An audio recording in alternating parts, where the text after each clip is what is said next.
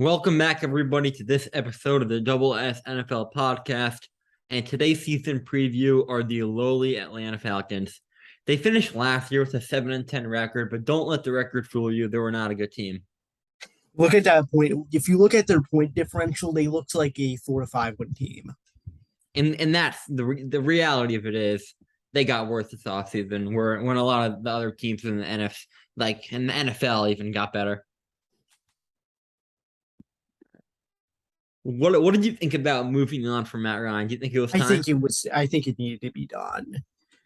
It was clear that his expiration date was done, and he needs to move on and go to a team that could contend.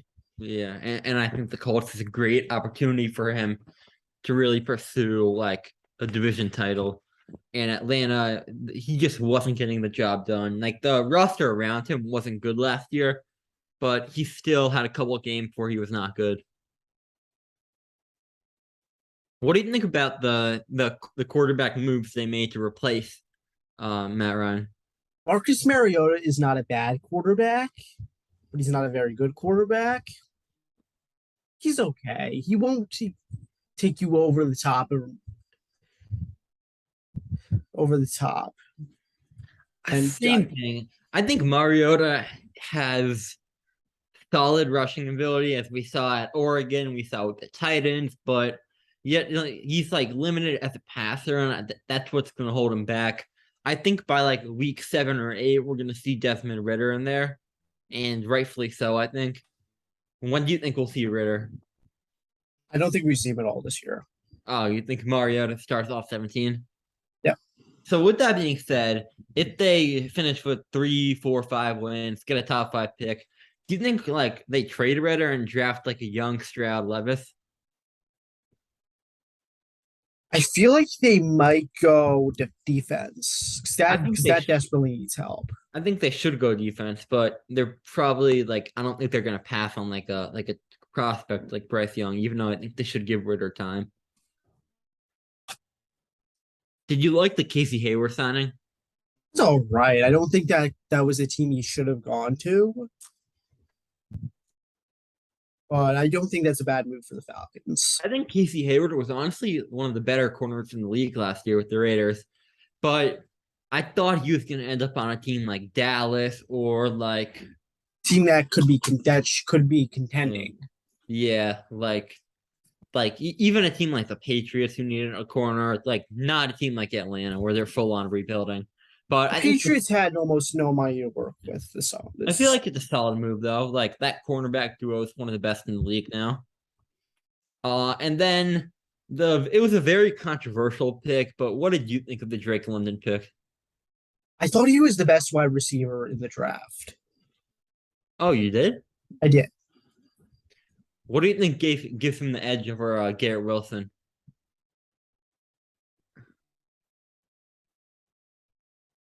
I think they're very similar, but I gave him the edge because of his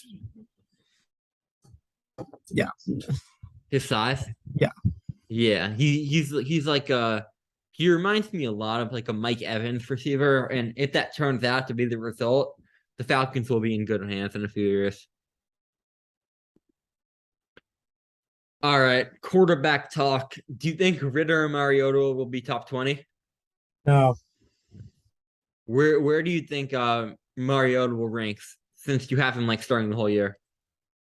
30, 29, somewhere around there. I think he'll be when he starts like 27, 28. But I think midway through the year, if they're like 1-9, I think Ridder takes over and he'll probably be like 25, 26. Like for a rookie, that's totally fine. What are your expectations for Drake London in 2022? I'd say around 60, 65 catches, 800 yards. He's probably going to be wide receiver 1 in that offense.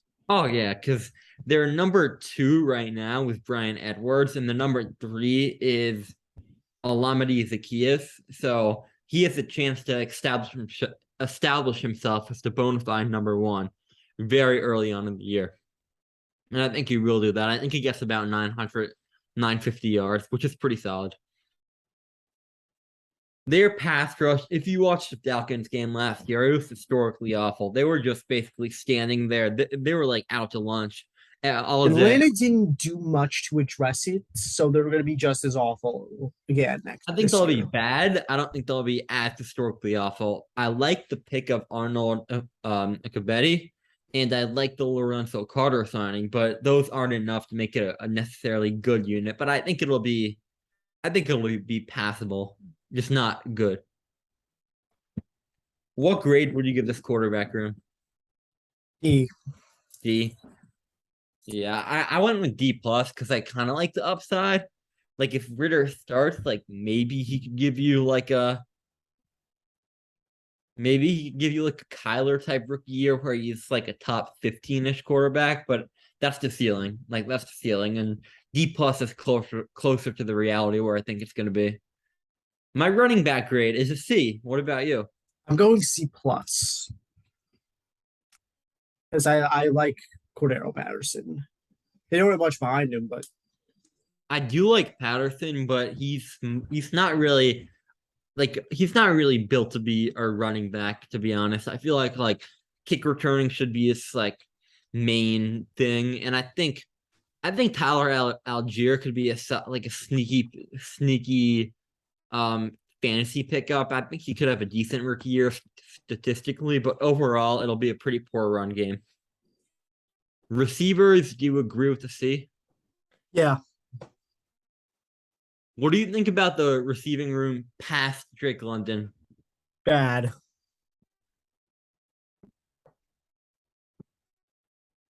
I think I think that Brian Edwards could be a solid 3, but as a number 2, I As a can't. number two, no thank you. I'm good. However, the saving grace on this offense, and the reason why it won't be the worst in football, is the man himself, Kyle Pitts. Yeah, I'm going A there. I think Kyle Pitts is going to be the best tight end in football this year and for a while. Like his skill set can go up, grab any 50-50 ball. We saw that during his rookie year. He was a top 5 tight end then. I think he's going to If establish. only he could find the end zone. He hasn't scored. Fun fact: he hasn't scored a touchdown on American grounds yet. Since he was in college. Yep, his one touchdown was against the New York Jets in London. And the crazy thing about that play is the Jets, of course, put John Franklin Myers, a defensive lineman, on him in the end zone.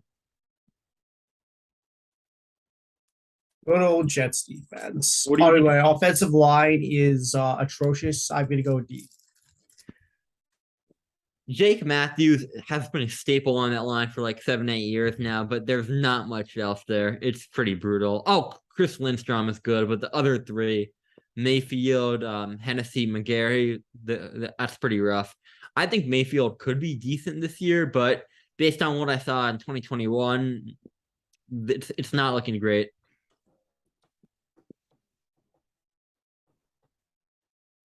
Oh, another thing is, um, I think if the Falcons are really, really bad at the deadline, they could look to ship Cordell Patterson to like a contending team that could use him in a lot of different ways. Because I don't think I think he wants to contend, and I don't think Atlanta's going to be the right place for that.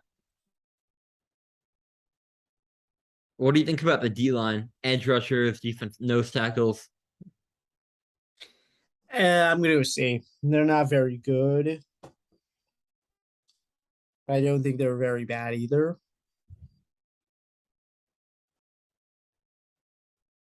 Um, what do what do you think of the addition of Lorenzo Carter as a Giants fan? Lorenzo Carter was not very good with the Giants. So I don't expect much. Yeah, I don't expect much either, but they should be better than last in the NFL. It'll be like 28th. Linebackers aren't much better. No, they're not.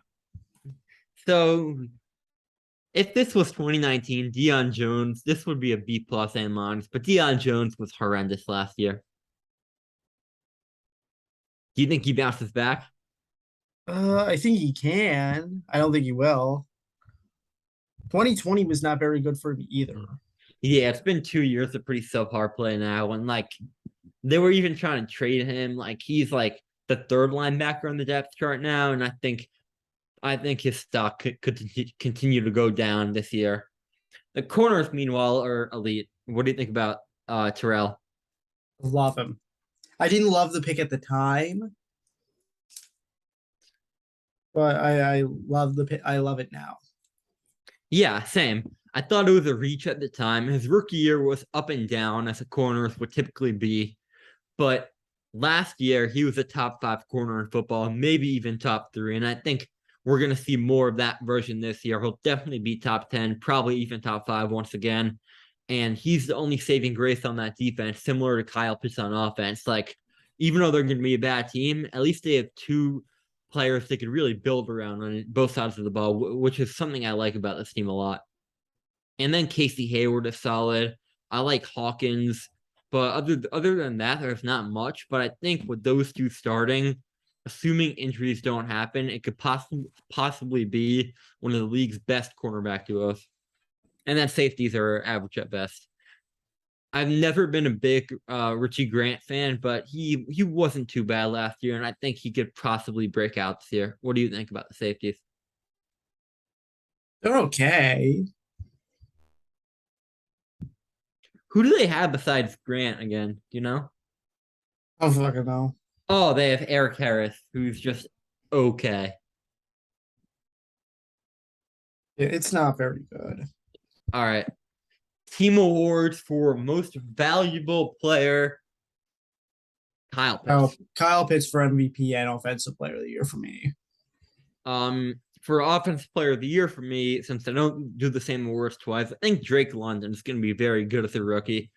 Like, I feel like Mariota, he throws a lot of like hospital balls, and Ritter might too as rookie. And I think both London and Pitts could come down with those. So defenses are going to have a tough time stopping like this receiving attack, even though the quarterback play isn't ideal.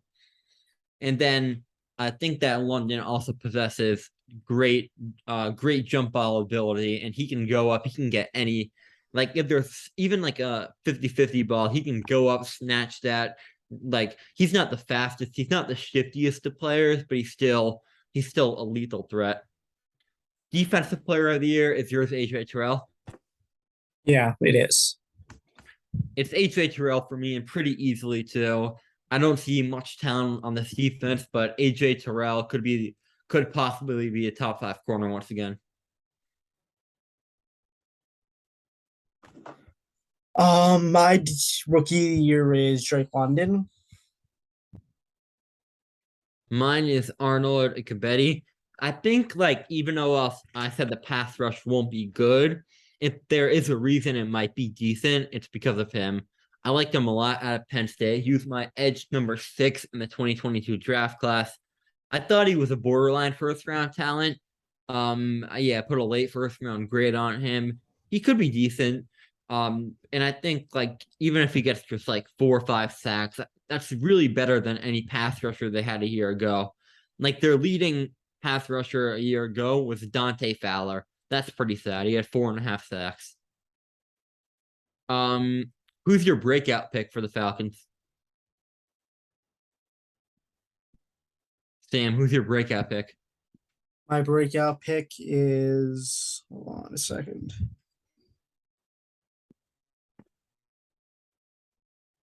Can I do Drake London for breakout too? Yeah, you could. Yeah, I'm gonna do that. Drake London for breakout. Me, it's Richie Grant. He flashed some skills. He showed some glimpses of potential as a rookie. Liked him out of UCF, and I think that under Dean Pease, a solid defensive coordinator, he can develop into a pretty solid starting safety. My letdown is Cordero Patterson. Like, he had a couple of games that were absolutely phenomenal rushing the ball last year, but other games he was just like, he was stuffed time and time again. I think we're going to see more of that than his early 2021 self. Who's your letdown player? Yeah, I'm gonna agree with Cordero Patterson. Then my X factor, if this player performs really well, the unit could be great, and that is Casey Hayward. Who's it for you? X factor? My X factors were Sean Evans. Interesting one. He wasn't that great in Tennessee, but I like his potential a good bit. And then how many games do you see Atlanta winning this year and against who? 3. I have them beating the Bears, the Seahawks, and I have them upsetting Tampa Bay last week of the year when they're resting starters. Um, Here is my record prediction for the Atlanta Falcons. I have them starting off the year 1-6 with their only win against Seattle, and then I have them beating the splitting with the Panthers. But then they get 2 wins in a row against the Bears from Washington. They're 4-9 to the bye. They lose 4 straight to finish with the record of 4-13, fourth in their division and 13th in the NFC. But I will say one thing is I kind of like how they committed to a rebuild mode, and I think if Ritter pans out by 2025 or whenever Brady's gone, the Falcons probably could be an 8-win team, but their future for the next 2 years is pretty rough. Yeah, it looks like that'll do it on this episode. And we will see you tomorrow with the Denver Denver Broncos. Broncos.